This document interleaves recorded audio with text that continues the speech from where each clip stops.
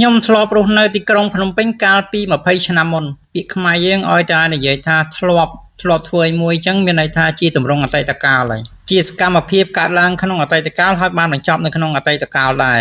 មានន័យថាគាត់ពីមុនរស់នៅទីក្រុងភ្នំពេញតែឥឡូវហ្នឹងផ្លាស់ប្ដូរទីកន្លែងចេញពីទីក្រុងភ្នំពេញឲ្យលែងនៅទីក្រុងភ្នំពេញហើយមានន័យថាអញ្ចឹងភាសាអង់គ្លេសយើងអាចនិយាយថា I used to live in Phnom Penh 20 years ago អញ្ចឹងនៅពេលយើងប្រើ used to do something មានន័យថាយើងធ្លាប់ធ្វើអ្វីមួយនៅក្នុងអតីតកាលហើយបច្ចុប្បន្នកាលហ្នឹងយើងលែងធ្វើសកម្មភាពហ្នឹងហើយវាជាទម្លាប់វាជាអ្វីមួយដែលយើងធ្វើជាប្រចាំនៅក្នុងអតីតកាលយើងអាចប្រើ used to do something បានឬយើងអាចប្រើជា present simple បាននៅពេលដែលយើងប្រើជាមួយ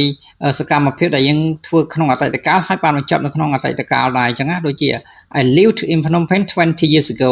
អញ្ចឹងនៅពេលដែលបកប្រែជាភាសាខ្មែរយើងអាចបកប្រែដូចជា I used to do something បានគឺខ្ញុំធ្លាប់រស់នៅទីក្រុងភ្នំពេញកាលពី20ឆ្នាំមុន